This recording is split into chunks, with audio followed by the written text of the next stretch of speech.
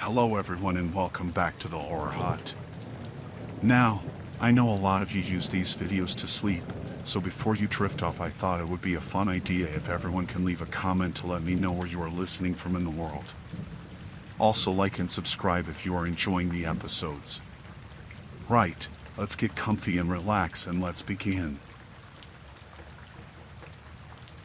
It was raining hard when I checked into the hotel. I had been driving for hours, and the storm made it impossible to keep going. I pulled into the parking lot, grabbed my bag, and ran inside. The lobby was warm and quiet, a stark contrast to the chaos outside. The clerk behind the desk gave me a strange look when I gave him my name. "Mark Andrews?" he asked, typing on his computer. "Are you sure?" "Yes, why?" I said, confused. "It looks like you're already checked in," he replied, furrowing his brow. "Room 214. I felt a chill run down my spine. "There must be a mistake," I said. "I just got here." He looked at me for a moment before nodding. "Let me sort this out," he said, picking up the phone. After a few minutes of hushed conversation, he hung up and turned back to me. "I'm sorry about the confusion. We'll get you a different room." He handed me a key card for room 315. I thanked him and headed for the elevator, my mind racing. Someone else was using my name. I needed to figure out what was going on. The room was basic but clean. I dropped my bag on the bed and took out my phone. I called the hotel's main number and asked to be connected to room 214. It rang a few times before someone picked up. "Hello," a voice said, sounding exactly like mine. My heart pounded in my chest. "Who is this?" I asked, trying to keep my voice steady. There was a pause. "This is Mark Andrews." "Who are you?" I hung up, my hand shaking. Whoever it was, they sounded just like me. I knew I had to get to the bottom of this. I went back to the lobby and asked the clerk for a favor. "Can you tell me if the person in room 214 left any information?" I asked. "I think there's been some kind of mistake." He hesitated but eventually nodded. "I'll check," he said, typing again. "It looks like they used a different ID but gave your name and credit card." I felt sick. Someone was pretending to be me, and they were right here in the same hotel. "Do you have security cameras?" I asked. "I need to see who this is." He called the manager, and after explaining the situation, they agreed to show me the footage.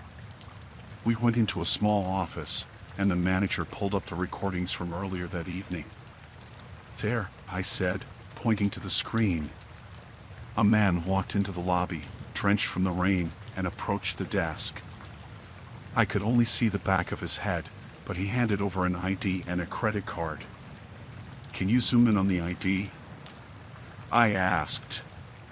The manager did, but the image was too blurry to read. "We can call the police," the manager suggested. "This is identity theft."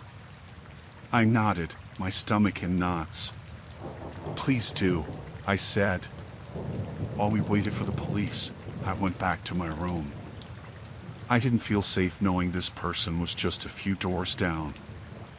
I double-checked the locks and sat on the bed, my mind racing.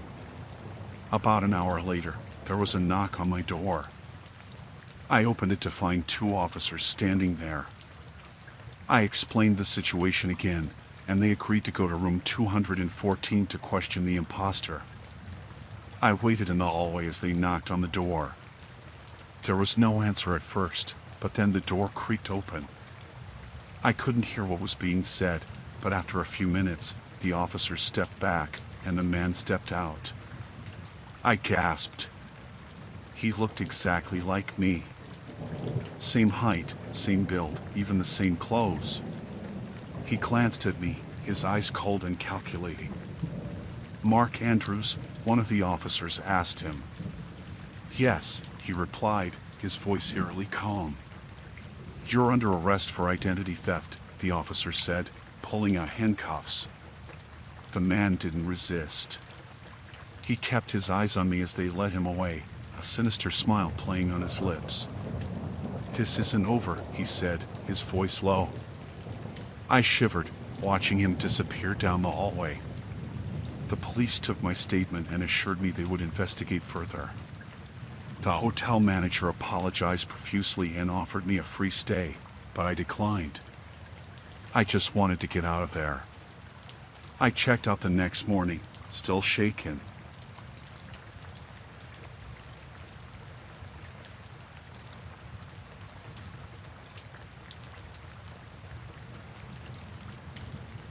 I arrived back at my hotel room late that night, drenched from the rain. It had been a long day of meetings and I was looking forward to a hot shower and some sleep. The hallway was quiet as I made my way to room 304. I swiped my keycard, opened the door, and stepped inside.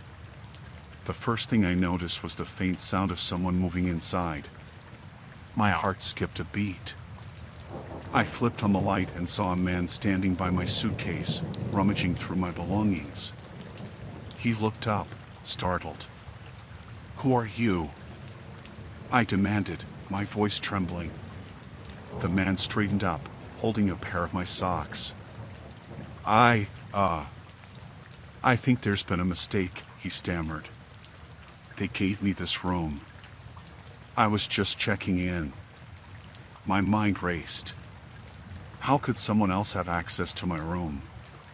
Let me see your key card, I said, trying to sound assertive. He fumbled in his pocket and pulled out a card. It looked just like mine. See? Room 304, he said, showing it to me. I took a step closer, feeling uneasy. Something was off. Why are you going through my stuff then? I asked, eyeing my scattered clothes and personal items. He hesitated, then gave a nervous laugh. I was just looking for some dry clothes. I'm soaked. His excuse didn't make sense, but I didn't want to confront him directly.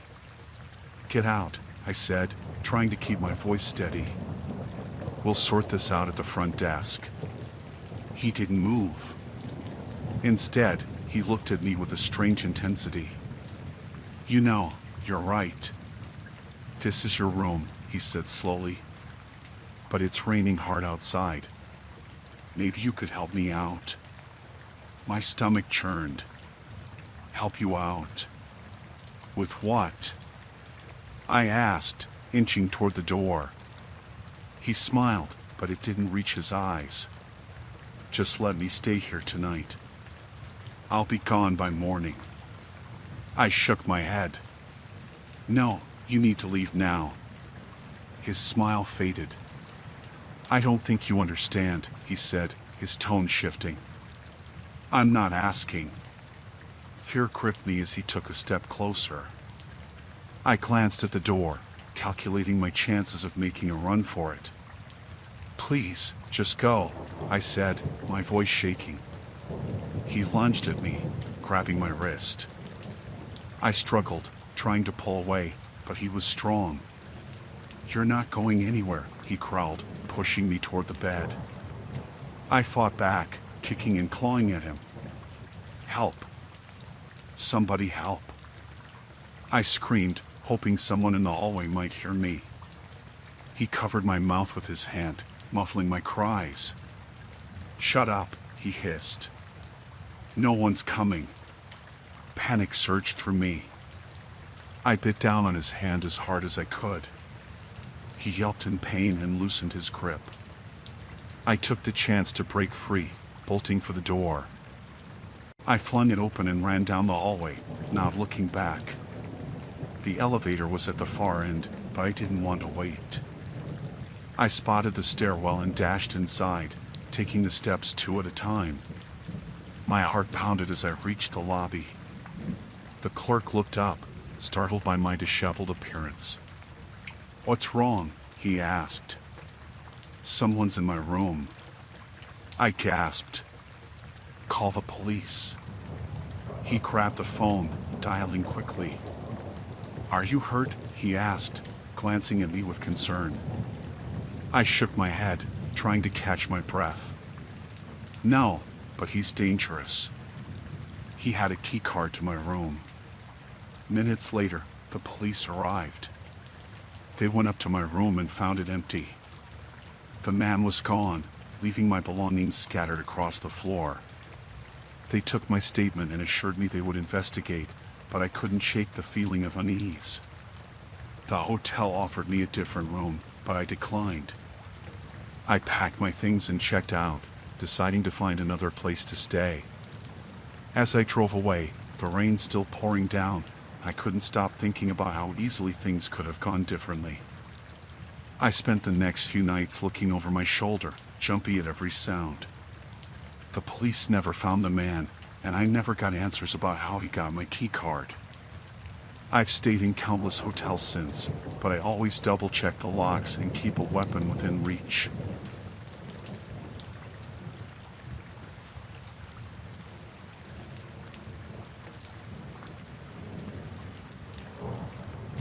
It was late when I checked into the hotel.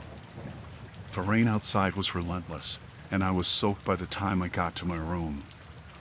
All I wanted was a hot shower and some rest. The room was standard: a bed, a desk, a TV mounted on the wall, and a small bathroom.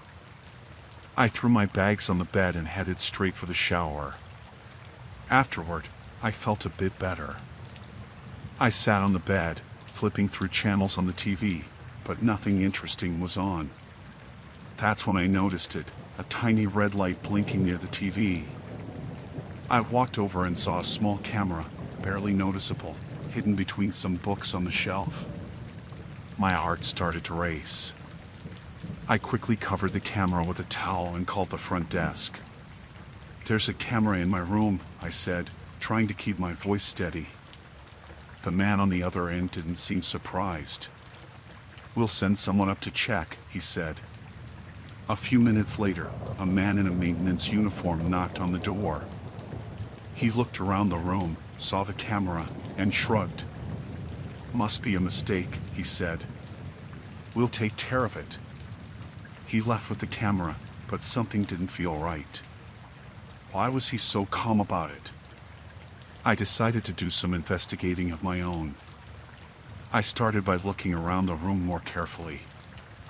I found another camera in the air vent and one more behind the mirror. I called the front desk again, demanding to speak with a manager. This time, a woman came up. She was polite but dismissive. "These things happen," she said. "We'll have maintenance remove the cameras." "These things happen?" I echoed, incredulous. "This is a serious invasion of privacy." She assured me it would be handled, but I wasn't convinced. I decided to check out the hotel's reviews online. Buried among the positive comments, I found a few mentions of hidden cameras and uncooperative staff. It seemed like a pattern. I felt a chill run down my spine. I needed to find out who was behind this. I left my room and started exploring the hotel. I went down to the basement, where I found the security room. The door was locked, but I could hear voices inside. I waited until the voices faded, then used a bobby pin to pick the lock, something I'd seen in movies but never tried before. To my surprise, it worked. The room was filled with monitors, each showing different rooms in the hotel. I saw my own room on one of the screens, the towel still covering the camera. I took photos of the setup with my phone and was about to leave when I heard footsteps. I hid behind a shelf as the maintenance man and the manager walked in. They were talking about how profitable the hidden cameras were and how they had to be more careful since someone had noticed. I couldn't believe what I was hearing. They were recording guests and selling the footage. I had to get out of there and call the police. I waited until they left, then slipped out of the room and headed back to my floor. As I approached my room, I saw the manager and maintenance man standing outside my door, talking in hushed tones. I backed away and took the stairs down to the lobby, hoping they wouldn't see me. At the front desk, I demanded to use the phone. The clerk looked nervous but handed it over. I dialed 911 and explained everything to the dispatcher. They said they'd send someone right away. I waited in the lobby, my heart pounding. When the police arrived, I showed them the photos on my phone and explained what I had found. They took it seriously and went up to the security room. It felt like hours before they came back down. The manager and maintenance man were in handcuffs, looking angry and scared. The police thanked me for bringing it to their attention and said they'd be shutting down the operation. I checked out of the hotel immediately, even though it was still pouring outside. I found another hotel and spent the night there, unable to sleep, still shaken by what had happened. The next day, I went to the police station to give a formal statement. It was an experience I wouldn't wish on anyone.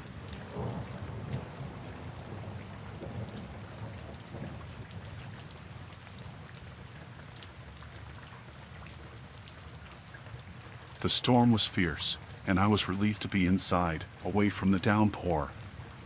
The room was nothing special, but it was clean and dry, and that was all I needed. I unpacked a bit and settled in, hoping to get some rest before my meetings the next day. As I was about to drift off to sleep, I heard a strange noise coming from the room next door. It sounded like something heavy being dragged across the floor.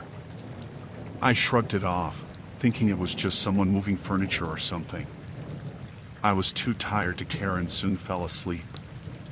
The next morning, I noticed a peculiar smell in the hallway. It was faint but unpleasant, like something rotting. I figured it was just the rain making the place damp and musty. I mentioned it to the front desk on my way out, but they seemed unconcerned and assured me they'd look into it. When I returned that evening, the smell had gotten worse. It was stronger near the room next to mine. I hadn't seen anyone go in or out of that room since I arrived, and the Do Not Disturb sign was still on the door. I asked the cleaning staff if they knew anything, but they just shrugged and said the guests probably didn't want to be bothered. That night, the dragging noise started again, louder this time. It was followed by a low, muffled thud. My curiosity got the better of me, and I decided to knock on the door. There was no answer. I pressed my ear to the door and heard what sounded like heavy breathing. I knocked again, harder this time, but still no response. I went back to my room. I called the front desk again and told them about the noises and the smell. The clerk seemed annoyed and told me they'd handle it. I stayed up late, listening, but eventually fell asleep. The next morning, the smell was overpowering. It was sickeningly sweet and putrid. I saw a maintenance worker in the hallway and mentioned it to him. I asked if they had checked a room, and he said they couldn't enter without the guest's permission. That evening, the smell was unbearable. I couldn't understand why no one was doing anything about it. I knocked on the door again, but there was still no answer. I went to the front desk, demanding that they check the room. The manager reluctantly agreed to accompany me. We knocked on the door together, but there was no response. The manager used a master key to unlock the door, and as soon as it opened, the smell hit us like a wall. It was worse than I had imagined. We entered the room and found it in disarray. The bed was unmade, and clothes were scattered everywhere. In the corner of the room, we found the source of the smell. A large, dark stain spread across the carpet, and something was wrapped in a heavy plastic sheet. The manager pulled it back, revealing the decomposing body of a man. I stumbled back, horrified, as the manager called the police. I gave my statement to the officers when they arrived. They asked if I had seen or heard anything unusual, and I told them about the noises and the smell. I couldn't sleep that night. Every noise made me jump. As I was packing, I heard a knock on my door. I opened it to find a man standing there, someone I hadn't seen before. He introduced himself as a detective working on the case. He asked if I could spare a few more minutes to answer some additional questions. I agreed and invited him in. He asked about the noises again and if I had noticed anyone suspicious. I repeated what I had told the police. He thanked me and left. I finished packing and went to the front desk to check out. As I was leaving, I noticed the detective talking to the manager. The detective glanced at me, and I saw a strange look in his eyes. A few days later, I received a call from the police. They informed me that the man found in the room was a known criminal, involved in some dangerous activities. They believed he had been killed by someone he was working with, and that person was still at large.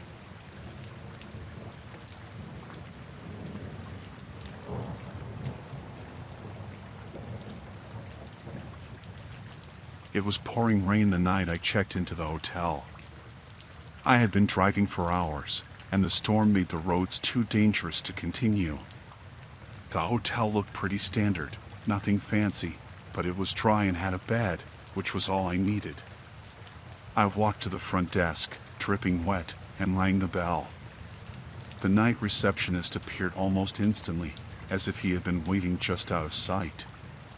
He was a tall, thin man with pale skin and dark hair. His name tag read Ethan. There was something off about the way he smiled at me, but I was too tired to think much of it. He asked for my name and ID, which I handed over. He typed my information into the computer, then looked up at me and said, "Jenna, right? Here for one night?" I nodded, thinking it was normal for him to know since I just gave him my ID. He handed me the key card and told me my room number. "If you need anything, just call the front desk," he said with that same unsettling smile. I thanked him and made my way to the elevator. When I got to my room, I felt a little uneasy, but I chalked it up to exhaustion and the creepy vibe from the receptionist. The room was fine, clean and simple. I took a hot shower to warm up and climbed into bed. As I was drifting off, I thought I heard footsteps outside my door, but when I listened closer, there was nothing. I figured it was just other guests walking by. In the middle of the night, I woke up suddenly. I couldn't figure out why at first.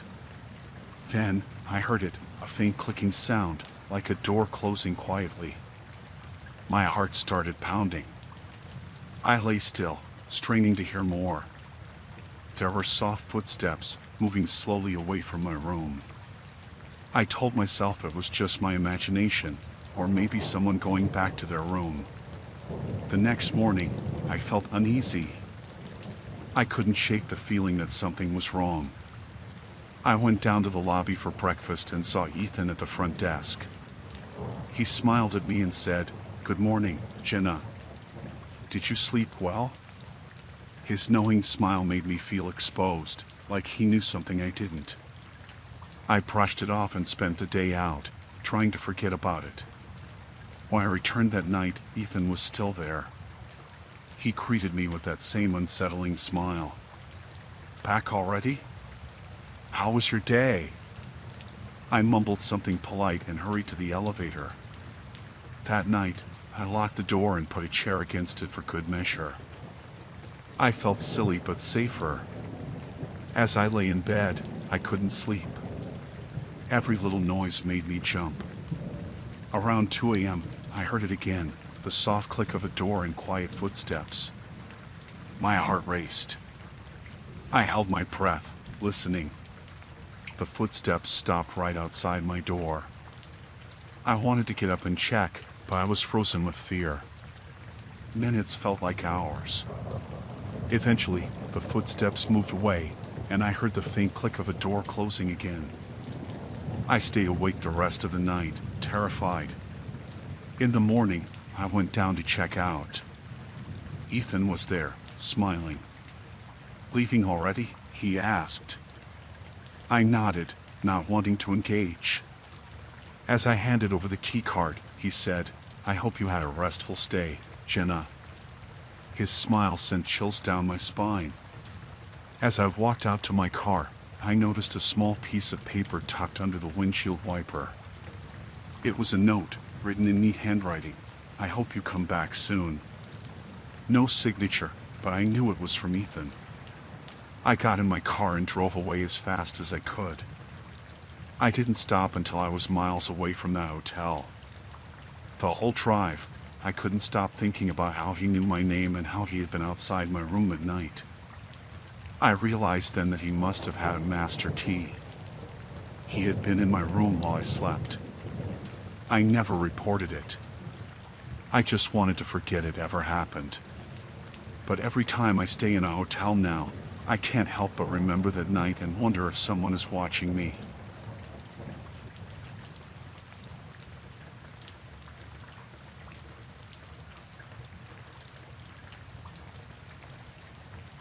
I checked into the hotel late, around midnight, exhausted from the long drive. The rain was coming down hard, making it difficult to see the road. The lobby was almost empty, just a night receptionist behind the desk. His name tag said Ethan. He was tall, with dark hair and a pale face. He smiled at me as I walked in, but there was something off about it.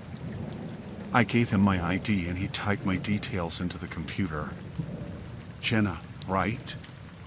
Staying just for the night?" he asked. I nodded, not thinking much of it since he had my ID. He handed me the key card and told me my room number. "If you need anything, just call the front desk," he said, still smiling. I took the elevator up to my room. It was clean and simple, just what I needed. I took a quick shower and got into bed, hoping to get some rest. As I was drifting off, I thought I heard footsteps outside my door, but when I listened closer, it was quiet. I figured it was just other guests moving around. I woke up in the middle of the night, feeling uneasy. There was a faint clicking sound, like a door closing softly. My heart started racing. I listened, holding my breath. I heard soft footsteps moving away from my door. I told myself it was just my imagination and eventually fell back asleep. The next morning, I felt a little off, but I brushed it off as just being tired. I went down to the lobby for breakfast. Ethan was there again. "Good morning, Jenna. Did you sleep well?" he asked, that unsettling smile on his face. I mumbled a yes and quickly left to avoid talking to him. I spent the day out, trying to enjoy myself and forget about the night before. When I returned to the hotel that night, Ethan was still there. "Back already? How was your day?" he asked. I forced a smile and hurried to the elevator. That night, I locked the door and put a chair against it. I felt silly, but it made me feel safer. I lay in bed, unable to sleep. Every little noise made me jump. Around 2 a.m., I heard the soft click of a door and quiet footsteps again. My heart pounded in my chest. The footsteps stopped right outside my door. I was too scared to move. Minutes felt like hours. Finally, the footsteps moved away and I heard the faint click of a door closing again. I stayed awake the rest of the night, terrified. In the morning, I went to check out. Ethan was there, smiling as usual. "Leaving already?" he asked. I nodded, avoiding eye contact. As I handed over the key card, he said, "I hope you had a restful stay, Jenna." His words sent chills down my spine. I hurried out to my car. As I got in, I noticed a small piece of paper tucked under the windshield wiper. It was a note, written in neat handwriting. "I hope you come back soon." There was no signature, but I knew it was from Ethan. I drove away as fast as I could, not stopping until I was far from the hotel. The whole drive, I couldn't stop thinking about how he knew my name and how he had been outside my room at night. It dawned on me that he must have had a master key. He had been in my room while I slept. I never reported it. I just wanted to forget it ever happened. But every time I stay in a hotel now, I can't help but remember that night and wonder if someone is watching me.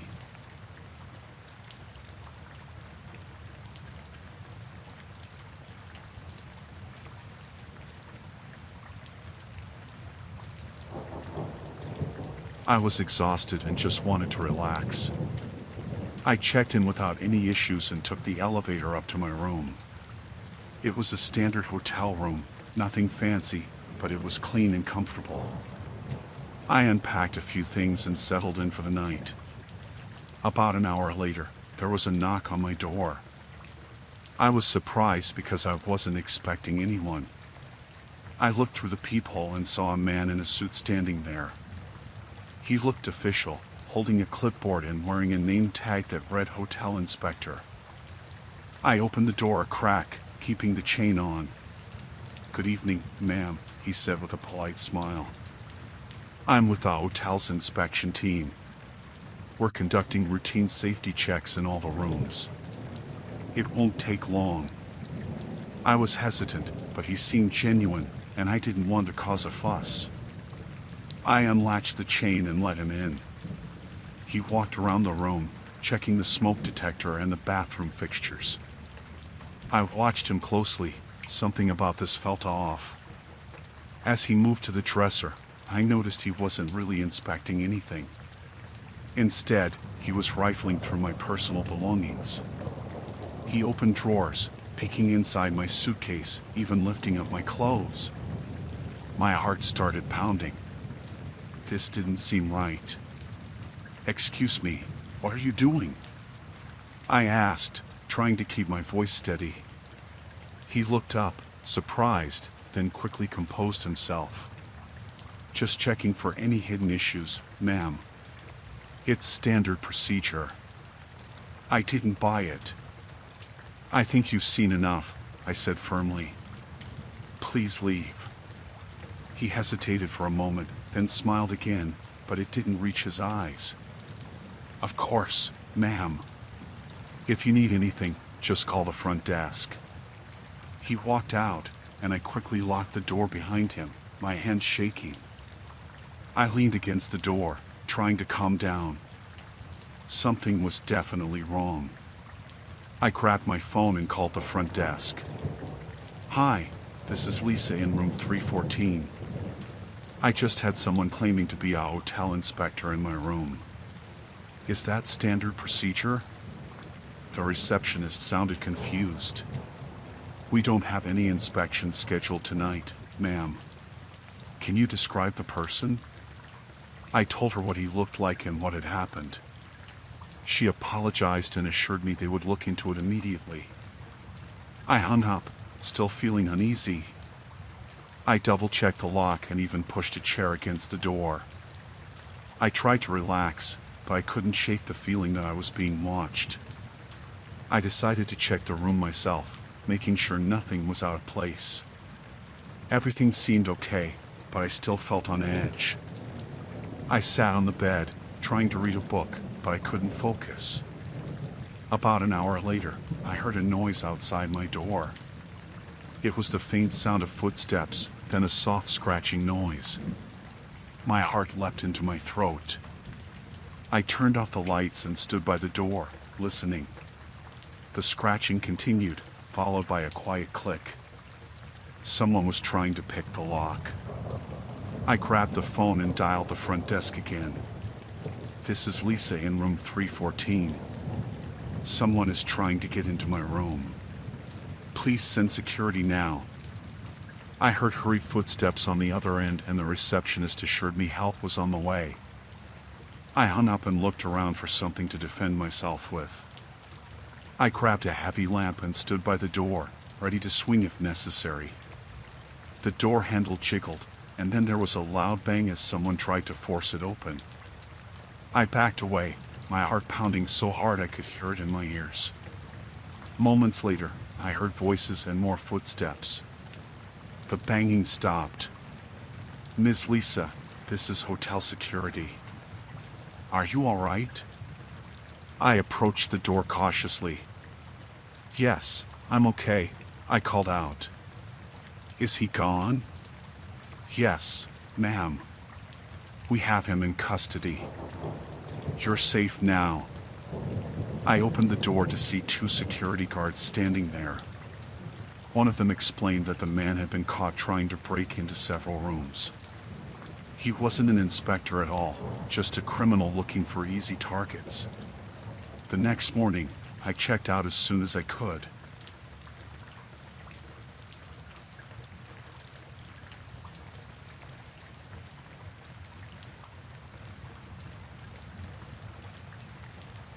I was traveling alone for a work conference, staying in a mid-range hotel that seemed nice enough. My flight was delayed, so I arrived late, checked in, and headed straight to my room. I was exhausted and just wanted to get some sleep. The next morning, I unpacked my suitcase, setting my clothes and toiletries around the room. Everything seemed fine. After a full day of meetings, I returned to my room, looking forward to a quiet evening. But when I walked in, my suitcase was gone. I searched everywhere, thinking maybe I moved it and forgot. The room was small, and it quickly became clear it wasn't there. I went down to the front desk to report it missing. The woman at the desk, Alice, seemed genuinely concerned at first. She asked if I might have left it somewhere else. I explained I had unpacked it in my room that morning. She assured me they would look into it and suggested I might have just misplaced it. That was frustrating. How could I misplace a whole suitcase? I went back to my room, trying to stay calm. I had valuables in that suitcase, my laptop, some jewelry, and important documents for the conference. A few hours later, Alice called to say they hadn't found anything but would keep searching. She suggested I might have left it in a conference room or maybe the hotel bar. I knew that wasn't the case, but I checked anyway. Nothing. That night, I barely slept. I kept replaying the day in my head, trying to figure out what happened. The next morning, I decided to take matters into my own hands. I started asking around, talking to other guests and staff members, hoping someone saw something. Most people were sympathetic but had no information. Around midday, I spoke with one of the cleaning staff, an older lady named Maria. She mentioned seeing a young man, one of the newer employees, hanging around my floor more than usual. She thought it was odd but didn't think much of it at the time. My heart raced. I had a lead. I went back to Alice with this new information. She seemed skeptical but promised to look into it.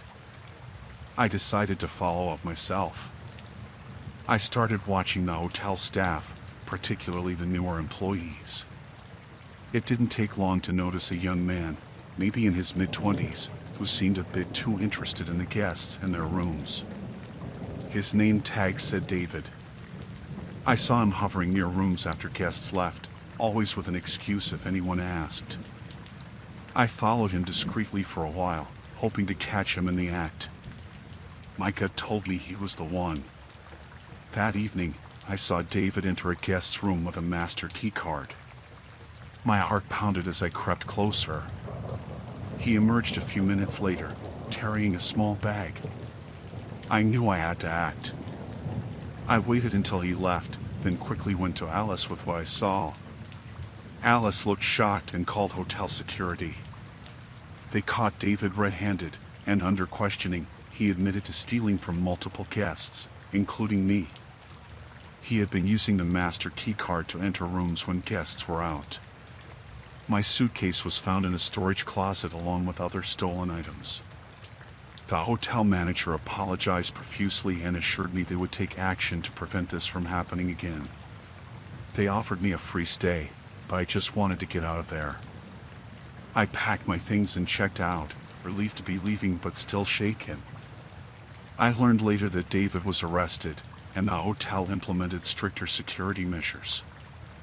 I was grateful to get my belongings back, but the experience left me wary.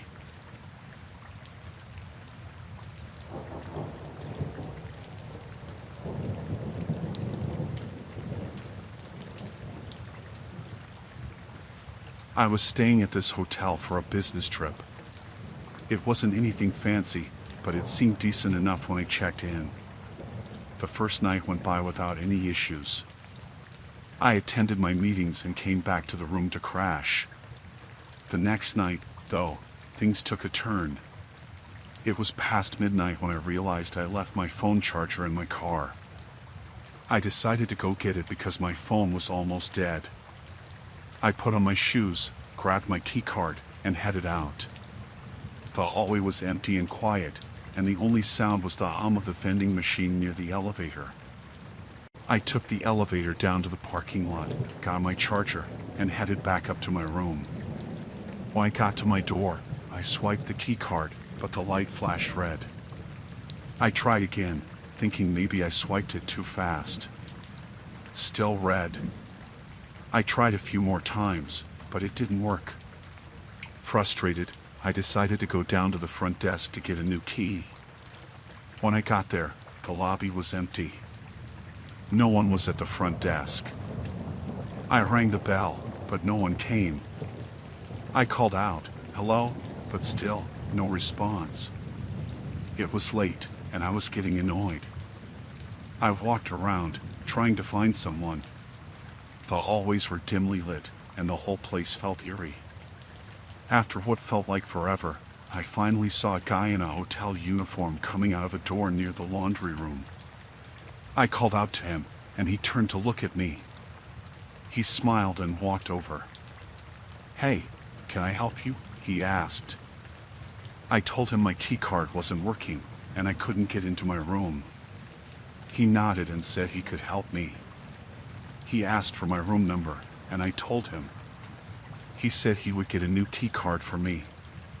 He led me to a back office, saying the system was there, not at the front desk. It seemed odd, but I was tired and just wanted to get back to my room.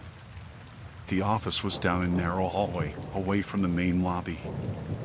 He unlocked the door and gestured for me to go in first.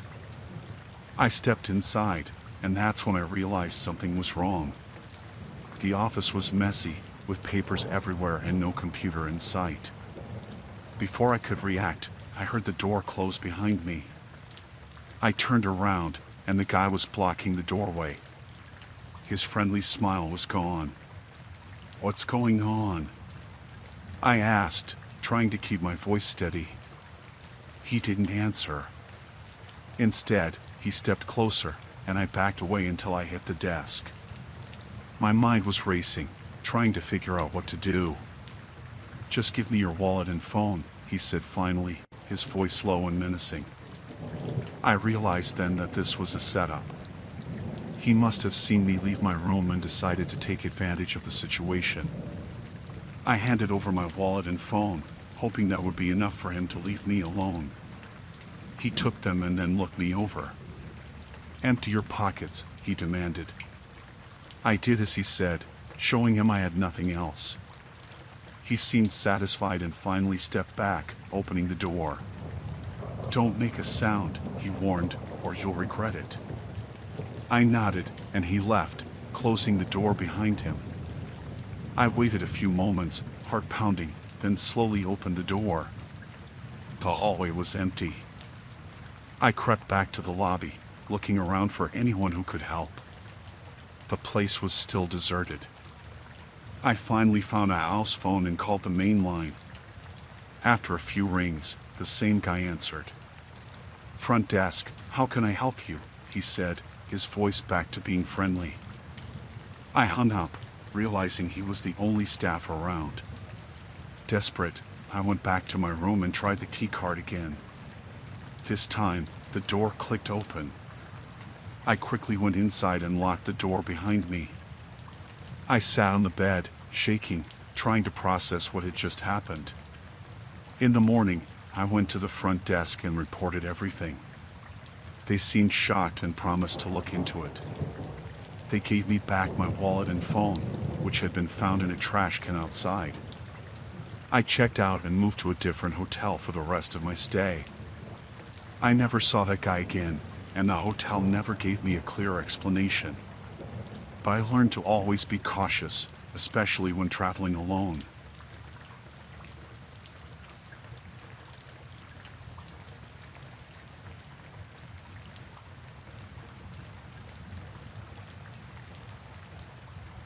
Last month, I stayed at a small hotel while on a business trip. I was exhausted from a long day and just wanted to relax. When I got to my room, there was a package outside my door. It was addressed to someone else, but the name on the label didn't match anyone I knew. I called the front desk and told them about the package. They said they would look into it and just to leave it where it was for now. I didn't think much of it and went about my evening. Later that night, I decided to check the package out of curiosity. It was a plain brown box with no return address. I opened it, expecting to find something boring, but instead, there were documents inside. As I flipped through them, I realized they were filled with sensitive information, contracts, legal documents, and some handwritten notes that made no sense to me. The more I read, the clearer it became that these documents were important and potentially dangerous. I decided to take the package back to the front desk first thing in the morning. I put everything back in the box and set it aside. That night, I had trouble sleeping, uneasy about the contents of the package. The next morning, I went down to the lobby. The front desk was bustling with activity, but no one seemed to take notice of me at first. I finally got the attention of a young woman working there and explained the situation. She looked at the package and seemed puzzled. "I'll take care of it," she said, but her voice had a nervous edge. I went about my day, thinking little more of it. That evening, as I returned to the hotel, I noticed something odd. There was a man lingering near the entrance, looking around as if he was waiting for someone. I thought nothing of it and went inside. When I got to my room, I noticed a few missed calls on my phone. They were from an unknown number. I dismissed them and went to bed. In the middle of the night, I was jolted awake by a loud knock on my door. My heart raced as I got out of bed and looked through the peephole. I saw the same man from earlier standing outside, his face hidden in the shadows. I didn't open the door. I quietly picked up my phone and called the front desk. No one answered. I was starting to panic. The knocking continued, louder and more insistent. I decided to call 911. As I was dialing, I heard a loud crash from the hallway, like something heavy being thrown. I hung up and ducked down behind the bed, hoping the intruder wouldn't hear me. I could hear footsteps approaching my door. They stopped right outside, and I held my breath, hoping they would just leave. The door handle rattled, but it didn't open.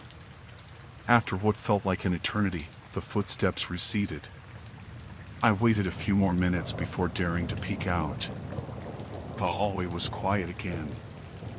I quickly grabbed my things, went to the window, and climbed out onto the fire escape. It was raining heavily, and I was soaked in seconds, but I didn't care. I needed to get out of there. I made my way down the fire escape, and as soon as I hit the ground, I ran to the nearest street and called a cab. I told the driver to take me to a nearby police station. I explained everything to the officers there, and they promised to look into it. They said it was good that I left the hotel. They had received reports of a possible threat to my safety. After everything, I never went back to that hotel, and I'm still not sure what was in those documents or why they were so important. I moved to a new place and stayed cautious. The whole ordeal made me realize how dangerous situations can escalate quickly, especially when dealing with things that don't seem right.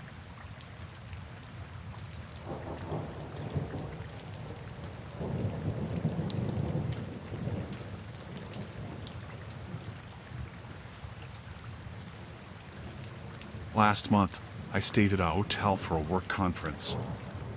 I checked in late and was exhausted, so I went straight to bed. The room was quiet, and I fell asleep quickly. In the middle of the night, I woke up suddenly. I heard something unusual, a faint rustling noise. I turned on the lamp next to my bed and noticed something alarming. There was someone lying on the floor across the room. I was confused and terrified. I jumped out of bed and moved closer, trying to make sense of what I was seeing. The stranger looked disheveled and seemed to be sleeping soundly. I could barely make out his features in the dim light, but he was definitely not someone I recognized. I checked the door. It was still locked. I didn't know how he got in. Panicking, I shook him awake. He crockily opened his eyes and looked at me, startled. "What are you doing in my room?" I demanded. He seemed disoriented and mumbled something about being in the wrong room. I didn't believe him for a second. I demanded that he get up and leave. As he stumbled to his feet, I noticed he had a key card in his hand. It was a master key card, the kind that can open any door in the hotel. My mind raced. How did he get that? I told him to leave and followed him out of the room, keeping a safe distance. He didn't argue and quickly went down the hall and disappeared into the stairwell. Shaking, I went to the front desk to report what had happened. The night clerk, a young man named Tom, listened to my story with a forced expression of concern. When I mentioned the master key card, his face went pale. He assured me someone would investigate it, but his demeanor seemed off. I decided to investigate myself. I returned to my room and looked through the small drawer where the hotel's guest information was kept. I found an old list of employees and their duties. It seemed Tom was listed as a night auditor, which meant he had access to the master key cards. Feeling uneasy, I decided to call the local police. They arrived quickly and started questioning Tom. They told me they had received complaints before about missing items and unauthorized access in various rooms. It seemed that Tom had been giving out spare key cards to strangers for money. The police took Tom into custody, and the hotel manager apologized profusely, assuring me that they would tighten their security and review their procedures. I was relieved but still shaken. I had no idea what could have happened if I hadn't woken up. The police also found other guests who had been affected, and they were informed. The next day, I checked out of the hotel and moved to a different one. I'm still unsettled by how easily things could have gone wrong.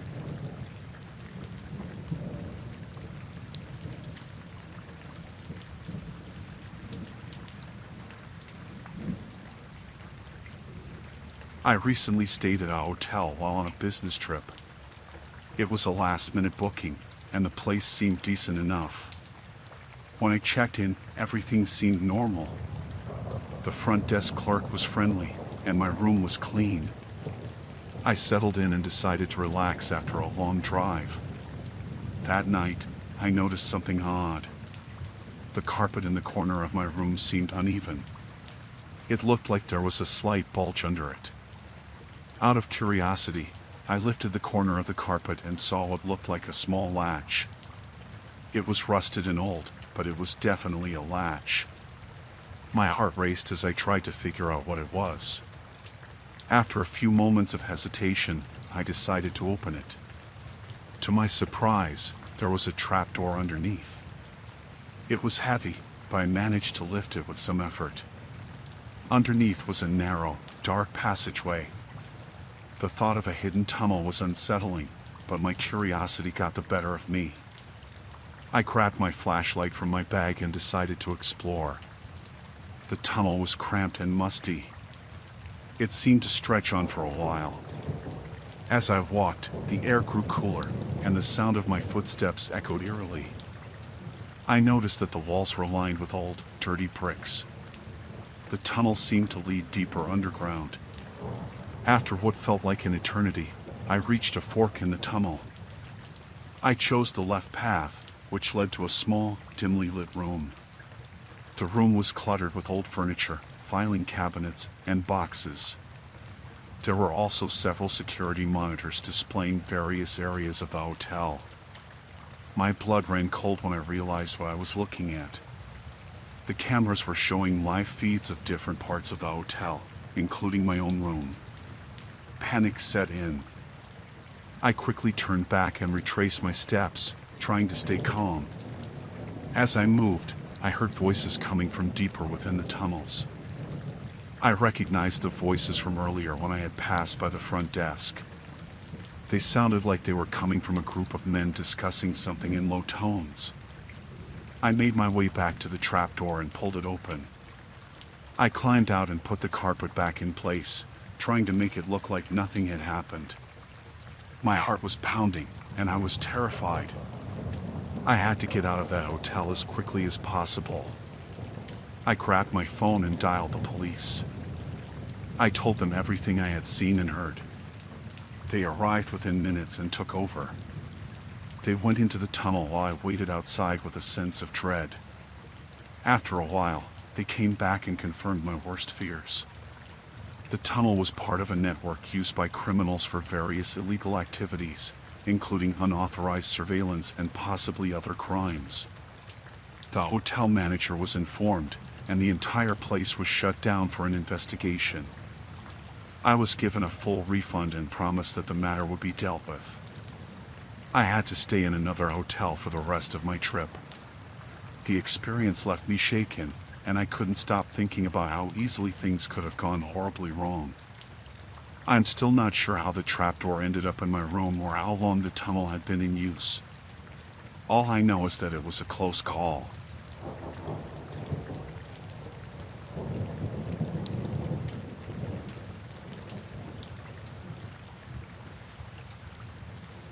I stayed at a hotel last month while on a business trip. It was a high-end place, and I expected everything to be top-notch. After a long day of meetings, I got back to my room, ordered room service, and planned to relax before a big presentation the next day. Around midnight, I was just about to fall asleep when the phone in my room rang. It was odd because I hadn't made any calls. I picked it up, and there was silence on the other end. I thought it was a wrong number or maybe just a glitch, so I hung up and went back to bed. A few minutes later, the phone rang again. This time, a message appeared on the small screen. It was a text, not a call. It read, "We have pictures of you. If you don't want them shared, you know what to do." My heart sank. I didn't recognize the number. I checked my phone for any recent photos, but nothing was out of the ordinary. Panic set in. I tried to call the front desk, but the line was dead. I got dressed quickly and went downstairs. The lobby was deserted. I approached the receptionist and asked about the phone issue. He seemed confused and said everything was working fine. I mentioned the threatening message, but he looked at me like I was crazy. I went back to my room and tried to make sense of the situation. My mind raced. Who could be behind this? What photos were they talking about? I thought about the security cameras in the hotel. If anyone had taken photos of me, they would have shown up somewhere on the hotel's network. I decided to check the hotel security. I went back to the lobby and found the manager. I told him about the threats and asked to see the security footage. He agreed, and we went to the security office. The footage showed nothing suspicious. No one entered my room, and no one approached my door. The manager seemed concerned and offered to call the police. I agreed, hoping they could help find who was behind this. While waiting, I returned to my room and noticed the phone was working again. Another message came through, "You're wasting time. Act fast or the pictures go public." Desperate, I tried to think of who could have access to such information. I remembered a few people I had interacted with during my stay, room service, housekeeping, and a few other staff members. I decided to go back to the front desk to see if anyone had acted suspiciously. I spoke to the receptionist again, and he mentioned a staff member who had access to all the rooms. His name was Steve, and he seemed nervous when I asked about him. I had a hunch, so I went to find Steve. He was in the staff lounge, looking restless. I confronted him about the messages and the photos. Steve's face turned pale. He admitted to sending the messages but claimed he was only trying to scare me. He said he had no real photos and was just trying to extort money from me. He was a small-time crook who thought he could get away with it. I called the police and explained everything. Steve was taken into custody, and they assured me the situation was under control. They checked his devices and found no compromising photos. It turned out he had been bluffing all along. The police continued their investigation, and the hotel offered me a full refund and additional compensation for the distress.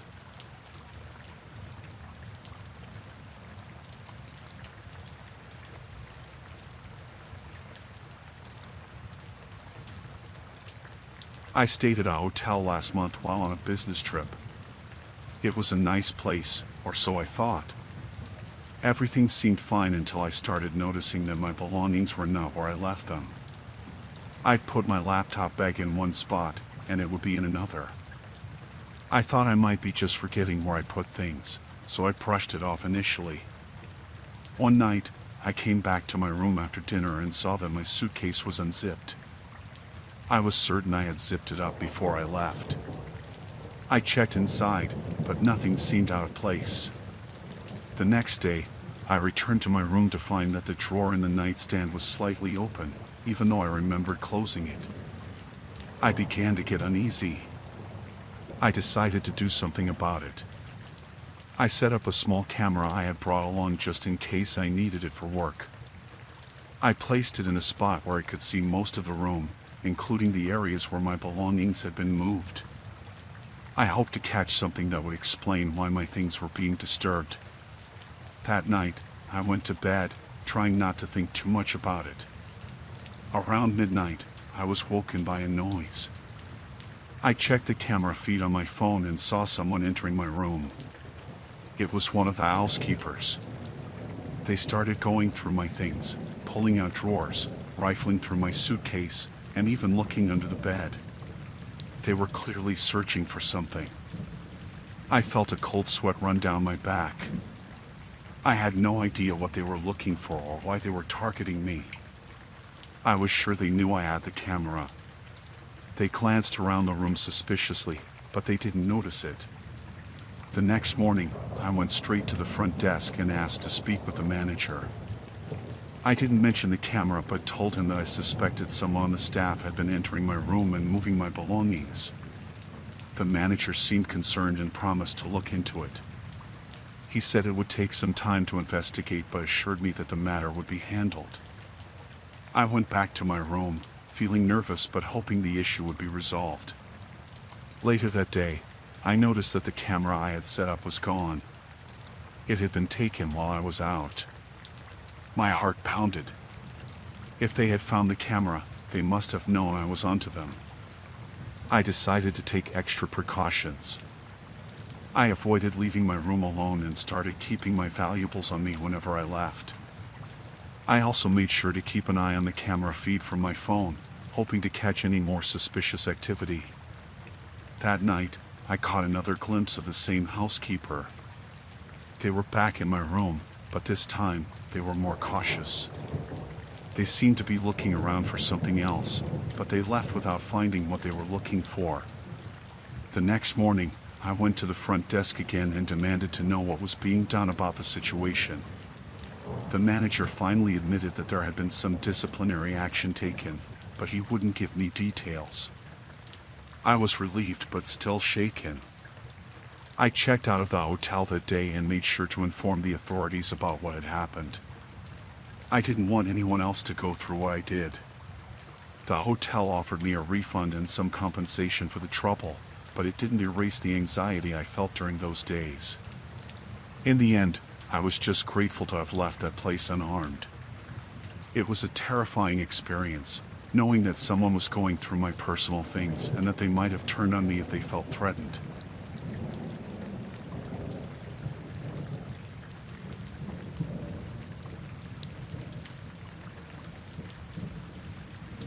I was staying at this hotel for a work trip and checked in late in the evening.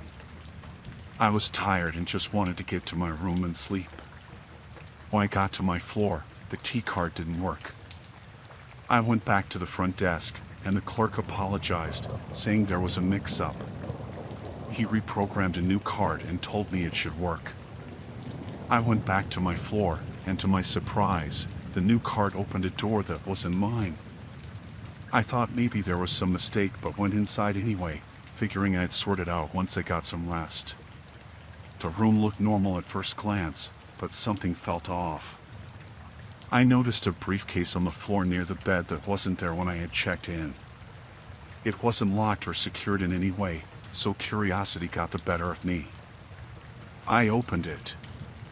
Inside were bundles of cash, several fake IDs, and documents with names and addresses I didn't recognize. It looked like some kind of criminal operation. My heart started racing. I knew I should contact the police, but I didn't want to get involved in something dangerous or make a wrong move. I decided to call the front desk first to sort out the room mix-up. While I was on the phone with the desk, I heard the elevator ding and footsteps in the hallway. I wasn't sure who it was, but it felt wrong. The footsteps got closer to the room. Panic set in. I knew I couldn't stay in the room any longer. I quickly gathered my things, shoved the briefcase back into its place, and headed for the door. Just as I reached the hallway, I saw two men in dark suits stepping off the elevator. They looked around with intent, and I felt a chill run down my spine. I tried to act casual and walked towards the stairs. I could hear their voices getting louder behind me, mentioning something about a messed up deal. My heart pounded as I hurried down the stairs and out through the back exit. I glanced back and saw them looking around, clearly frustrated. I didn't want to lead them to my own room or get them suspicious of me, so I made my way to a nearby cafe that was still open and called the police. While I waited for the police to arrive, I kept my eyes peeled. I didn't see the men again, but my nerves were shot.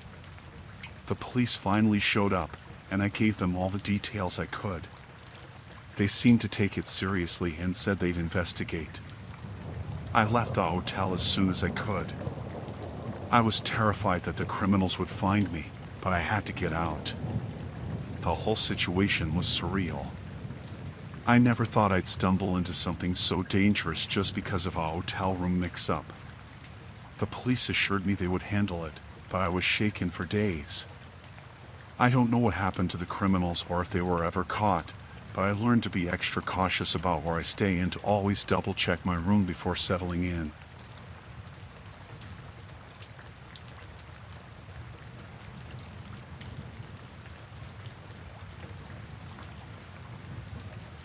I was on a solo road trip and decided to stay at a small hotel off the highway. It was late when I arrived, and the rain was coming down hard. The hotel was quiet and seemed decent enough, though it was a bit worn down. After checking in and getting to my room, I noticed an unmarked van parked outside the hotel. I thought it was strange, but I didn't pay it much attention. I was too tired and just wanted to relax. I ordered some takeout and spent the evening in my room. Around midnight, I went outside to get some fresh air. The rain had let up a little, and I noticed that the van was still there. It was parked right where I had seen it earlier, but now the headlights were on. I didn't think much of it, assuming it was just a coincidence.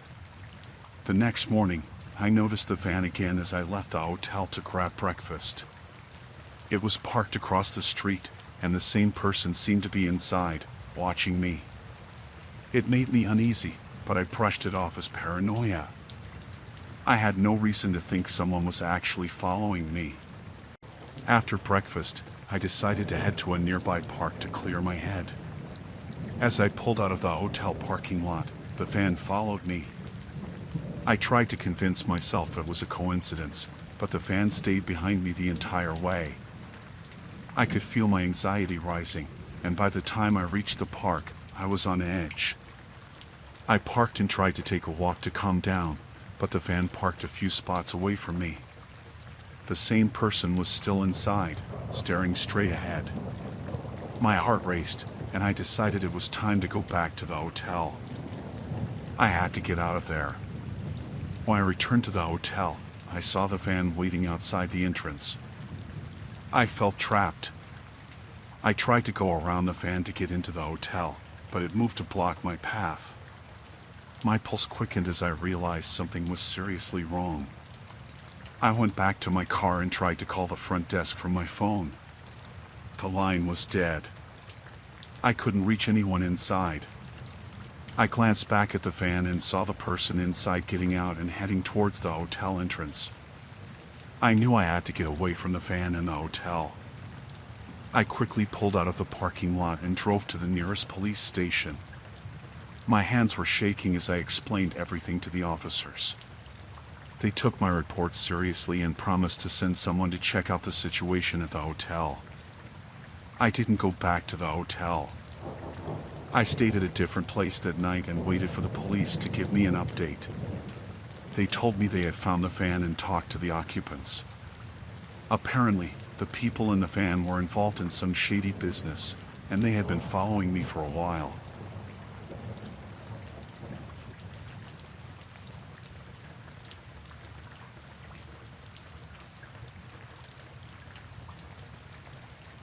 I was staying at a hotel downtown, just a quick business trip.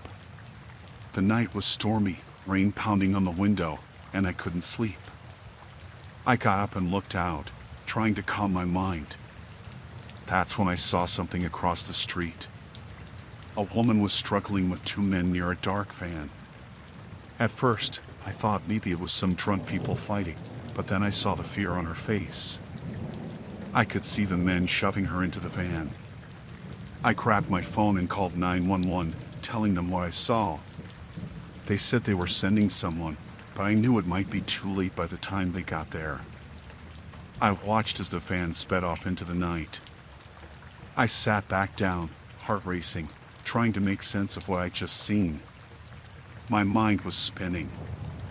I started to wonder if they had seen me watching. I felt a chill run down my spine. Maybe I was just being paranoid, but I couldn't shake the feeling that I was being watched too. A few minutes later, there was a knock on my door. I thought it might be hotel security or the police, but when I looked through the peephole, I didn't recognize the man standing there. He looked rough, and something about him made me uneasy. I stayed quiet, hoping he'd go away. Then he knocked again, harder this time. "Hotel security," he called out, but I didn't buy it. He didn't look like hotel security. I backed away from the door, trying to think. If he was with those men, then they knew I had seen them. They knew I was a witness. I grabbed my things quickly, trying to stay calm. I needed to get out of there. I remembered the emergency stairs at the end of the hallway. I slipped on my shoes and grabbed my bag, moving as quietly as I could. The knocking turned into pounding, and I knew I didn't have much time. I opened the door a crack, just enough to see if the hallway was clear. The man was still at my door, so I slipped out and headed for the stairs. I was shaking, trying to be as quiet as possible. The pounding on my door stopped, and I heard him cursing. He must have realized I was gone. I made it to the stairwell and started down, moving as fast as I could without making too much noise. Every creak and groan of the old stairs seemed too loud. I kept glancing back, expecting to see him coming after me. As I reached the ground floor, I heard footsteps above me. They were coming down fast. I pushed open the door to the lobby, trying to blend in. I moved quickly towards the front entrance, but I didn't run. I didn't want to draw attention to myself. Outside, the rain was still pouring. I darted into the street, looking for a cab. I could see a few parked down the block. I ran, not caring about the rain soaking me through. I glanced back and saw the man burst out of the hotel entrance. He spotted me and started running too. I reached the cabs and jumped into the first one, shouting for the driver to go. He hesitated for a second, probably because I was dripping wet and looked terrified, but then he saw the man running towards us and hit the gas. We sped off, and I felt a wave of relief.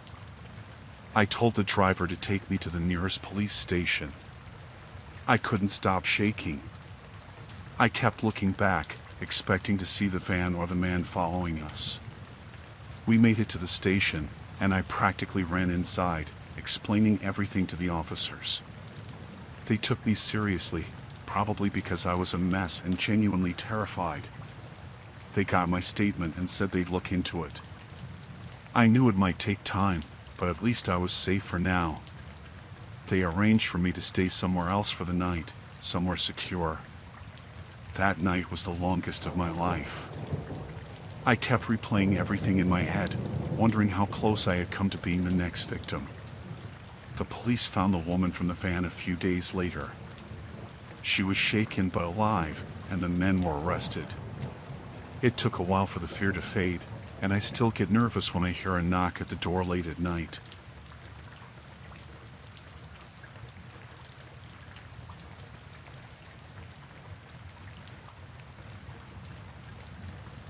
I had checked into a motel for the night, a small place off the highway, nothing fancy. I just needed a place to rest. The walls were thin, and I could hear murmurs from the room next door.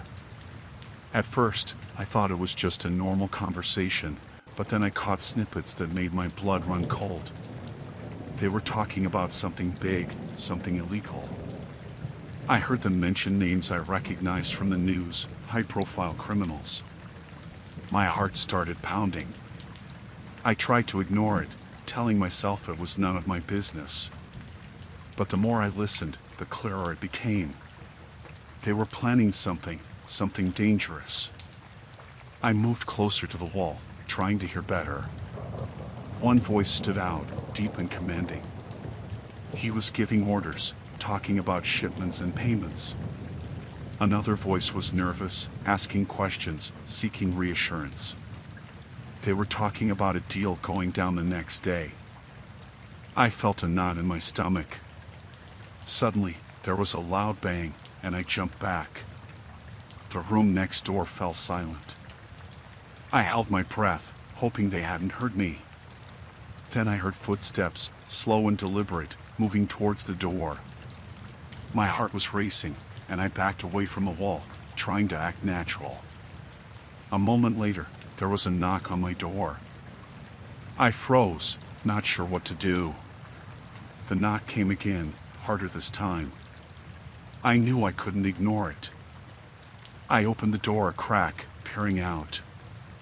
A tall man in a dark suit was standing there, his eyes cold and hard. "Can I help you?" I asked, trying to keep my voice steady. He stared at me for a moment, then said, "We heard some noise from your room. Everything okay in here?" I nodded, forcing a smile. "Yeah, just watching TV. Sorry if I was too loud." He didn't seem convinced. He glanced around the room, then looked back at me.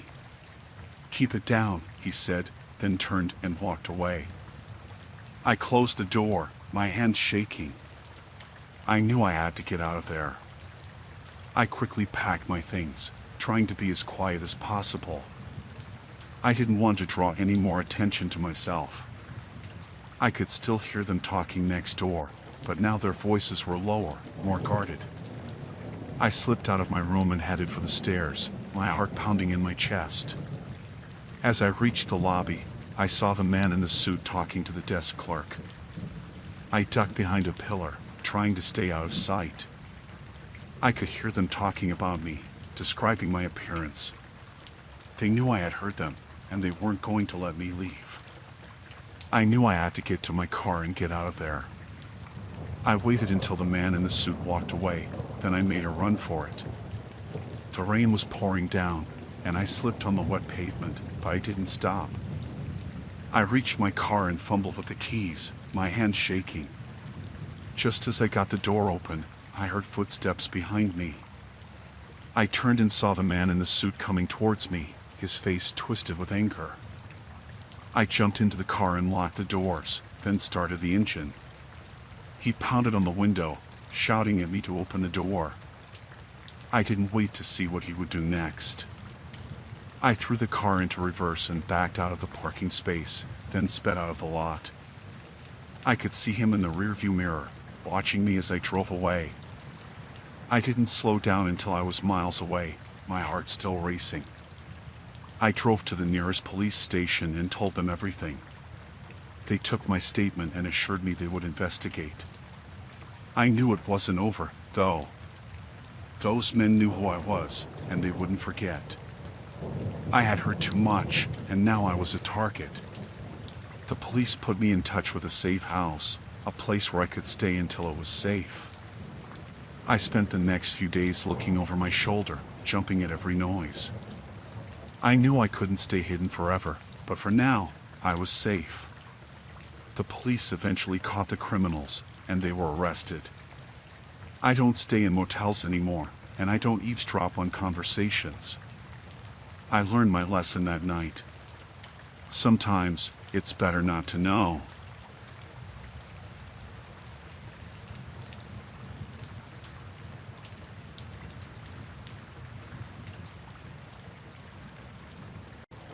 I was exhausted and just wanted to get to my room and crash. The lobby was quiet, and I didn't see anyone at the front desk. I grabbed my key card and headed for the elevator. When I got to my floor, I went to my room and tried to unlock the door. The key card didn't work. I went back down to the lobby to get it sorted out. The night clerk looked at my card and gave me a new one. I went back up, tried the new card, and it worked. I walked into what I thought was my room, but something felt off. The layout was the same, but the bed was unmade, and there were clothes and a suitcase that weren't mine. I realized then that this wasn't my room. As I stood there, confused, I heard the sound of the shower running. Panic started to set in. I needed to get out before whoever was in there saw me. I turned to leave, but then I heard the water stop. My heart was racing. I bolted for the door, but it was too late. A man walked out of the bathroom, a towel around his waist, and stopped dead when he saw me. "What the hell are you doing in here?" he shouted, his face turning red with anger. "I'm sorry. I think there's been a mix-up," I stammered, trying to stay calm. "I didn't mean to come in here." He looked at me for a second, then his expression changed. It wasn't anger anymore. It was something darker. "You're not supposed to be here," he said quietly. "Who sent you?" "No one sent me," I said, backing towards the door. It was just a mistake. He didn't believe me. He grabbed his phone and started dialing. I didn't wait to see who he was calling. I ran out of the room and down the hallway. I didn't stop until I was back in the lobby. The night clerk was gone, and the place was empty. I needed help, but I didn't know where to go. I saw a small office behind the front desk and went in, hoping to find a phone or something. There was a computer, and I started searching for the hotel's contact information. I needed to tell someone what happened. As I was typing, I heard footsteps behind me. I turned and saw the man from the room standing in the doorway, his phone still in his hand. "You shouldn't have run," he said, stepping closer. "Now they know." "Who knows?" I asked, trying to keep my voice steady. "They know you're here. They think you're involved," he said, his eyes narrowing.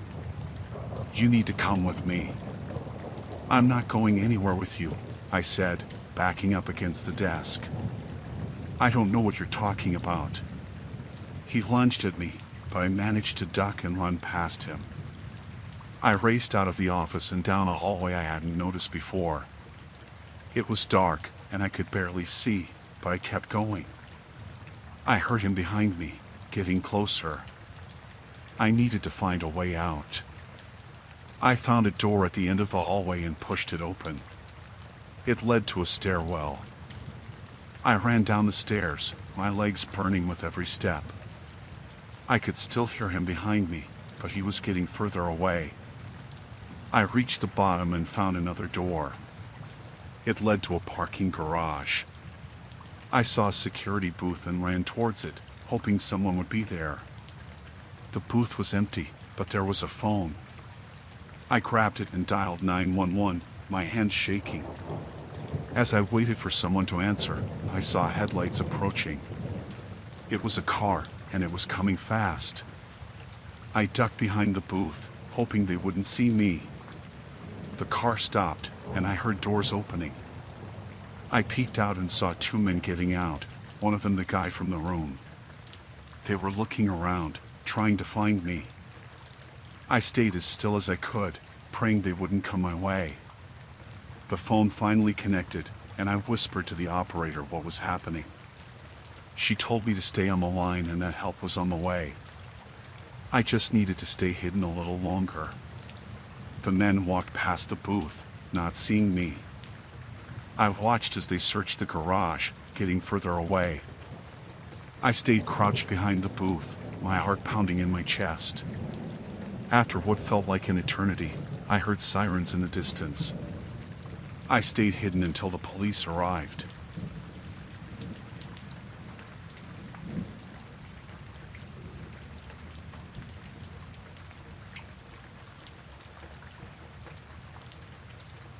I took a seat at a table near the back, away from the few people inside. I pulled out my phone and started scrolling through some messages. I wasn't paying much attention when two men walked in. They didn't look any different from the usual late-night crowd, so I didn't think much of it. They took a seat at the booth behind me, and I could hear them talking in low voices. I wasn't trying to eavesdrop, but their conversation caught my attention. "Everything's set for tomorrow night," one of them said.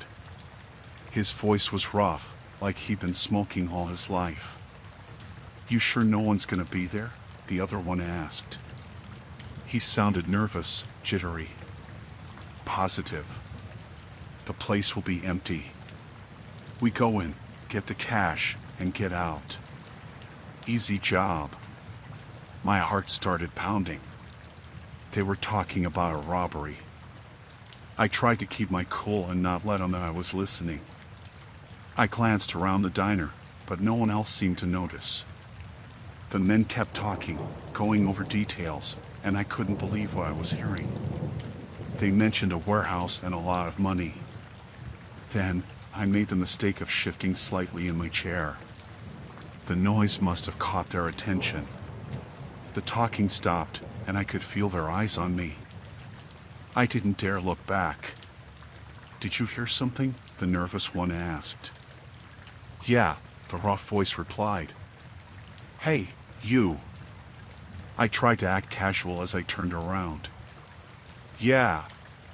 "What are you doing back here?" the rough one asked. He had a hard look in his eyes that made my stomach drop. "Just waiting for my coffee," I said, trying to sound calm. "You hear anything you shouldn't have?" he asked, leaning forward.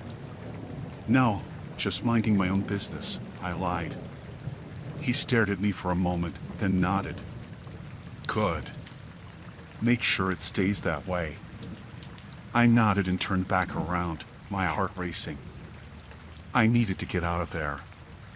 My coffee came, and I quickly paid, leaving a generous tip for the waitress.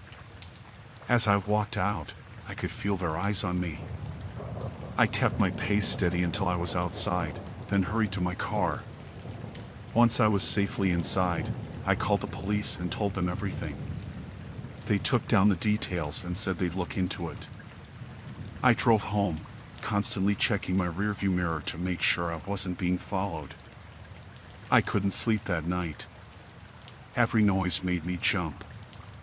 I kept thinking about those men and what they might do if they found out I'd reported them. The next day, I went to work as usual, but I was on edge, constantly looking over my shoulder. A few days later, I was walking to my car after my shift when I noticed a man standing across the street, watching me. It was the nervous one from the diner. Panic surged through me. I quickly got into my car and drove off, trying to stay calm. I drove around for a while, making sure I wasn't being followed before heading home. That night, I got a call from an unknown number. I didn't want to answer, but something told me I should. When I picked up, no one spoke. I could hear breathing on the other end, then a click as they hung up. I knew it was them. They knew where I lived. I called the police again, but they said there wasn't much they could do without more evidence. They advised me to stay vigilant and report any suspicious activity. It wasn't much comfort. For the next few days, I was a wreck. I barely slept, and when I did, I had nightmares about those men finding me. I saw the nervous one a couple more times, always watching from a distance. I didn't know what to do. I felt trapped, always looking over my shoulder. Then, one night, I heard a noise outside my apartment. It was late, and the neighborhood was quiet. I peeked out the window and saw a shadowy figure standing by my car. My heart pounded in my chest. I grabbed my phone and dialed 911, whispering to the operator what was happening. The figure moved towards my building, and I knew I couldn't stay. I slipped out the back door and ran to a neighbor's house, banging on the door until they let me in.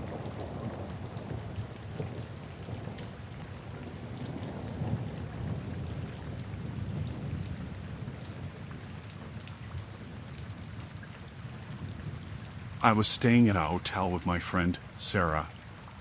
We were in town for a concert, just a weekend trip to have some fun. We got our room keys, went up to our room, and settled in. The hotel wasn't anything fancy, just a typical mid-range place, but it was clean and comfortable. After a long day of travel, we decided to get some sleep. Sarah said she was going to grab a drink from the vending machine down the hall. I was tired and told her I'd wait for her in the room. She grabbed her key and left. I lay down on the bed, scrolling through my phone to pass the time. 10 minutes passed, then 15. I started to get worried. Sarah wasn't the type to take this long for something simple. I got up and went to the door, opened it, and looked down the hallway. It was empty. I called out her name, but there was no answer. My heart started to pound in my chest. I stepped out of the room and walked to the vending machines. No sign of her. I went down to the front desk and asked if they'd seen her. The night clerk gave me a puzzled look and said no one matching her description had come by. I insisted she was just getting a drink. The clerk checked the security cameras but said they didn't see anyone in the hallways or near the vending machines. Panic set in. I went back to the room, hoping she'd return. An hour passed. I called her phone, but it went straight to voicemail. Something was very wrong. I decided to go back to the front desk and demand they take another look. This time, a different clerk was there. I explained everything again, and they checked the records. According to their system, Sarah had never checked in. They had no record of her at all. I was furious and scared. I knew she was here. I had seen her walk out of the room. The clerk suggested I might be mistaken. Maybe she checked into another hotel. But I knew that wasn't true. I went back to the room, trying to think. As I sat there, I noticed something strange. A piece of paper sticking out from under the bed. I pulled it out and saw it was a business card for a local nightclub. It seemed out of place. I decided to investigate. The nightclub was a seedy place in a rundown part of town. I showed the card to the bouncer, and he let me in without a word. The inside was dark and loud, filled with smoke and the smell of alcohol. I felt out of place and nervous, but I had to find Sarah. I wandered around, asking people if they'd seen her. Most ignored me, but one man pulled me aside. He said he saw a girl matching her description with a group of men. He told me they were part of a trafficking ring operating out of the hotel. My blood ran cold. He warned me to leave and forget I ever saw anything. But I couldn't just leave Sarah. I went back to the hotel, my mind racing. I needed a plan, I couldn't trust the staff, and I couldn't call the police without proof. I decided to check the basement, thinking maybe there was more to this place. I found a door marked employees only and managed to slip inside when no one was looking. The basement was dark and damp, filled with storage boxes and cleaning supplies. I carefully made my way through, trying not to make any noise. At the far end, I saw a door slightly ajar with light spilling out. I crept closer and peeked inside. My heart nearly stopped. There were several men inside, talking in hushed tones. I saw Sarah, tied to a chair, looking terrified. I knew I had to act fast. I quietly backed away and looked for something to use as a weapon. I found a heavy metal pipe and gripped it tightly. I waited for the right moment, then burst into the room, swinging the pipe with all my strength. I caught one of the men off guard, knocking him to the ground. The others turned to me, shocked. I yelled at Sarah to run. She struggled to her feet, and I fought off the men as best I could. We managed to escape the room and run back upstairs. We burst out of the basement and into the lobby. I screamed for help, and this time, a few guests took notice.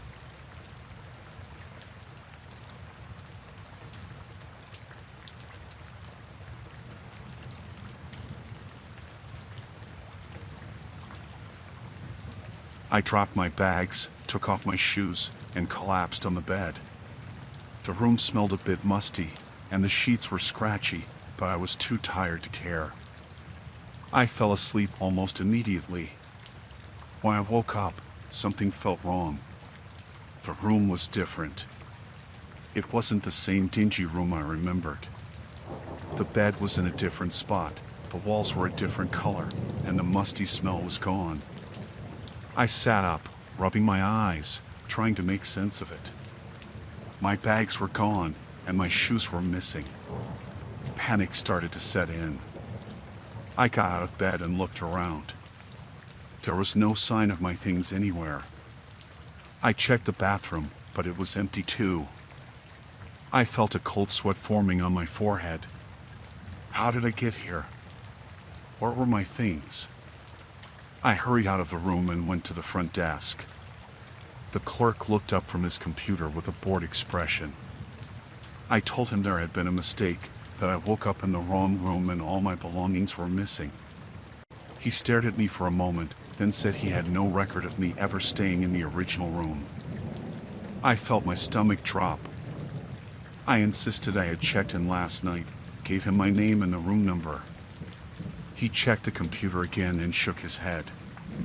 There was no record of me checking in, he said. It was like I had never been there. I demanded to see the manager. The clerk sighed and called him out. The manager came out, an older man with a stern look on his face. I explained everything again, but he just looked at me like I was crazy. He said I must have checked into a different motel. I knew that wasn't true.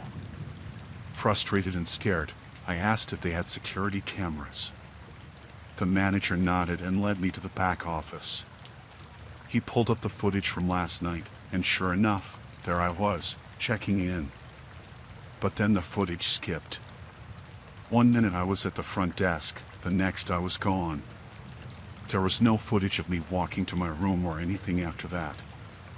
The manager shrugged and said the cameras must have malfunctioned. I didn't believe him. Something was very wrong here. I asked if they could check the room I originally checked into, but the manager said it was occupied and he couldn't disturb the guests. I felt trapped. I didn't have my phone, my wallet, or my keys. I asked if they could at least call the police. The manager hesitated but eventually agreed. He called them, and a few minutes later, an officer arrived. I told the officer everything, but he seemed skeptical. He said it sounded like I might have had a bit too much to drink and got confused. I insisted I hadn't been drinking, that something strange was going on. The officer took my statement but didn't seem too interested in investigating further. He said he'd file a report, but there wasn't much he could do without more evidence. I felt helpless. I decided to go back to the room I woke up in and see if I could find any clues. I searched every inch of that room but found nothing. No sign of my belongings, no hint of what had happened. It was like I had just appeared there out of nowhere. Hours passed and I still had no answers.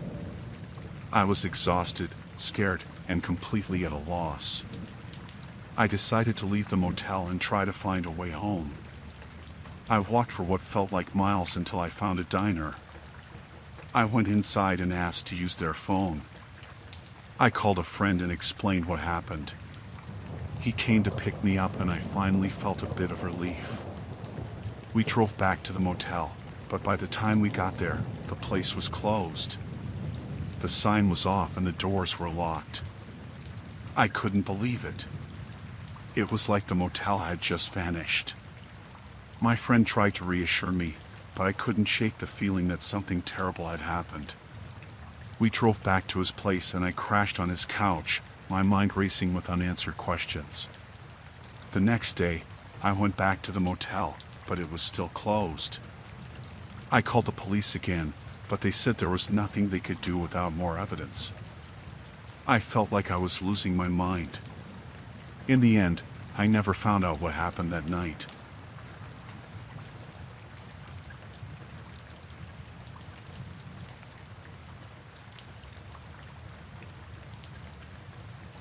I checked into the motel around 8 p.m., tired from driving all day. The place wasn't great, but it was cheap, and I just needed a bed for the night. My room was small, with a worn-out carpet and a faint smell of mildew. The walls were thin. I could hear the TV from the room next door. Around 10 p.m., I started hearing strange noises.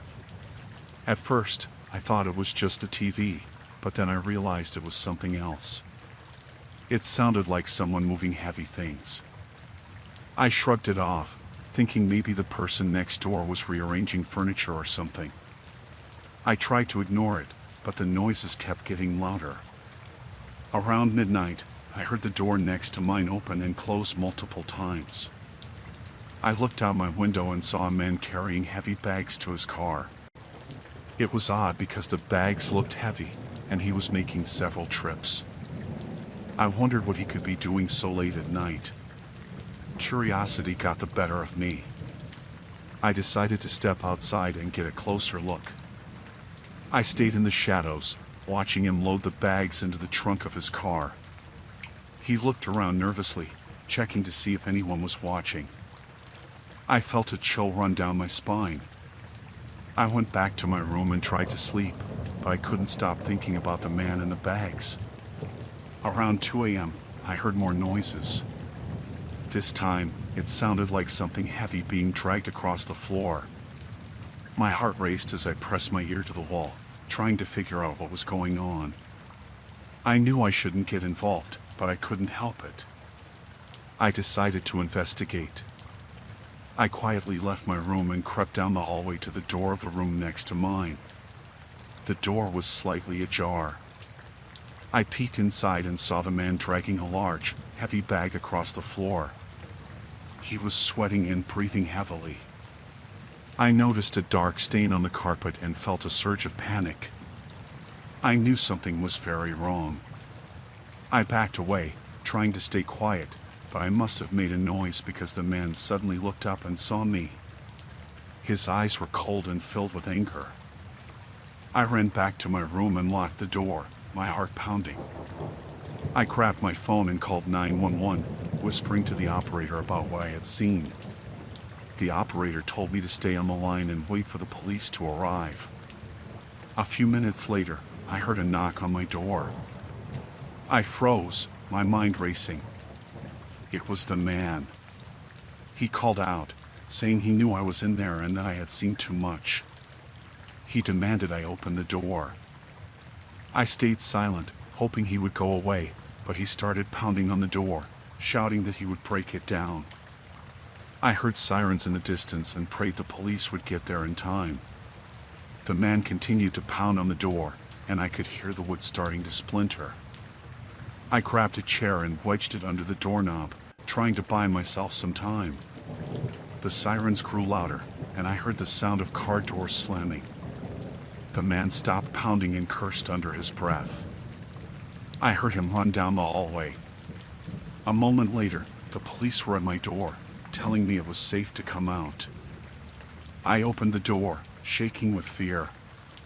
The police officers quickly surrounded me, asking if I was okay. I told them about the man and what I had seen. They searched the motel and found him trying to escape through a back entrance.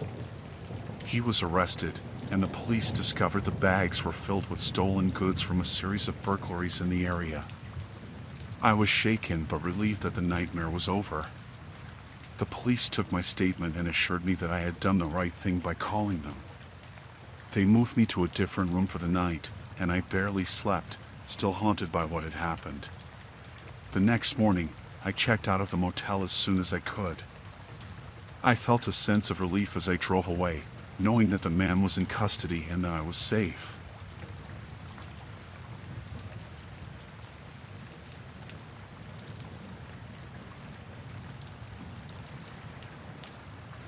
When I opened the door, I felt relieved. It was a basic room with a bed, a small desk, and an old TV mounted on the wall. I tossed my bag on the bed and went to take a shower. I let the hot water wash away the grime and fatigue of the road. When I got out, I changed into fresh clothes and decided to grab some dinner from a diner I saw down the road. I returned about an hour later, feeling better with a full stomach. But when I swiped my key card and pushed open the door, my stomach dropped. The room looked different.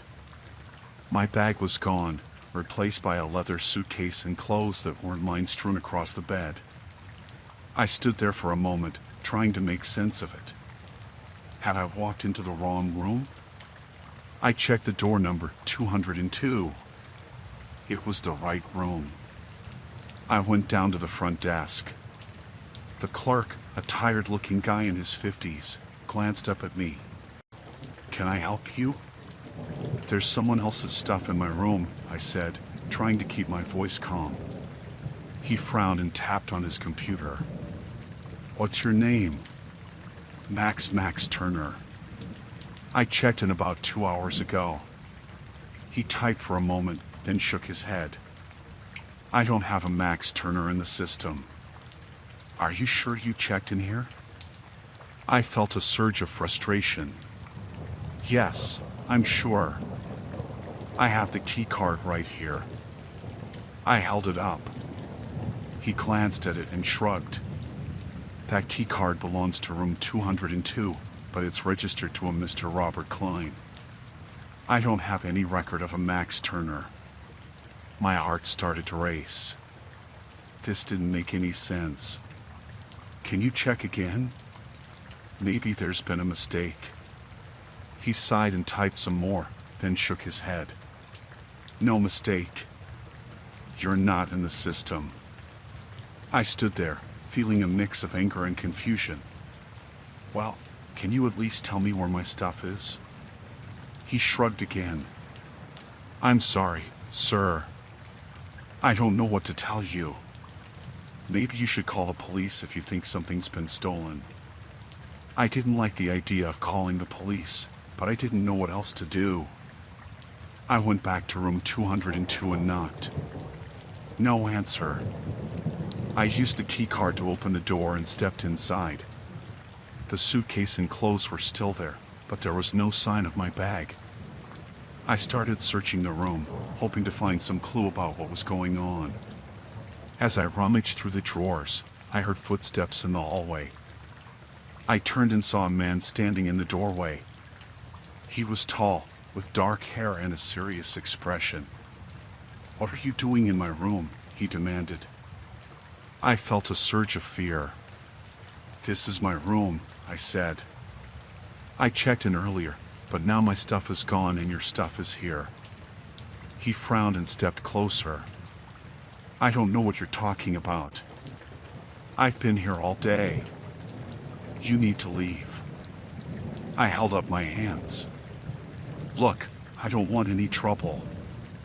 I just want to find my things and figure out what's going on. He stared at me for a moment, then nodded. Fine. Let's go to the front desk and sort this out. We went down together, but the clerk gave us the same story. There was no record of me ever checking in, and room 202 was registered to Robert Klein. The man, who apparently was Robert, looked at me with suspicion. You should leave, he said. I don't know what your game is, but I'm not interested. I had no choice. I left the motel, feeling more confused and scared than ever. I drove to another motel a few miles away and checked in there. As I lay in bed, I couldn't shake the feeling that something was very wrong. It was like someone was trying to erase my presence, to make it seem like I had never been there. The next morning, I went back to the first motel. The clerk from last night wasn't there, replaced by a younger woman with a friendly smile. Hi, how can I help you? She asked. I explained the situation, hoping for some clarity. She typed into the computer and frowned. I don't have a Max Turner in the system, but I do see a Robert Klein in room 202. I felt a chill run down my spine.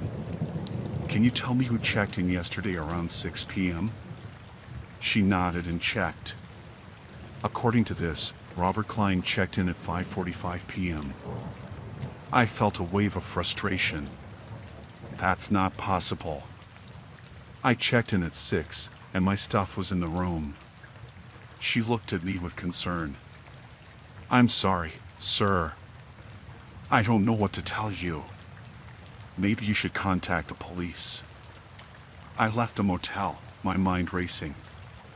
I decided to go to the police station and report what happened. The officer listened to my story, but he seemed skeptical. Are you sure you didn't just go to the wrong motel? He asked. I shook my head. No, I'm sure. Something weird is going on. He took my statement but didn't seem very interested. I left the station feeling frustrated and scared. I drove around for a while, trying to make sense of everything. Then, I remembered the key card. I pulled it out of my pocket and examined it. There was a number on the back. I called it, hoping for some answers. A man answered. Hello? Hi, I found this key card, and I think it belongs to you, I said. There was a pause. Where did you find it? At the motel, I said. I checked into room 202, but my stuff disappeared, and your stuff was there instead. The man sighed. Look, I don't know what you're talking about. I've never stayed at that motel. I felt a wave of frustration. Then how did I end up with your key card? He hung up, leaving me more confused than ever. I decided to go back to the motel one last time. As I pulled into the parking lot, I saw Robert Klein loading his car. He glanced at me and quickly looked away. I got out of my car and approached him. What's going on? I demanded. Why did my stuff disappear? He looked nervous. I don't know what you're talking about, he said, avoiding eye contact. I grabbed his arm. Tell me the truth. He pulled away. Leave me alone, he said, getting into his car and driving off. I stood there, feeling helpless and scared. I didn't know what to do. It was like someone was trying to erase me, to make it seem like I never existed. I went back to my car and sat there for a while, trying to calm down. Then, I had an idea. I drove to the nearest library and used their computer to search for any information about the motel and Robert Klein. I found nothing.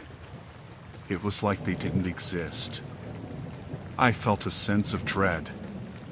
I knew I couldn't stay in one place for too long. Someone was after me, and I didn't know why. I checked into another motel under a different name and hoped for the best.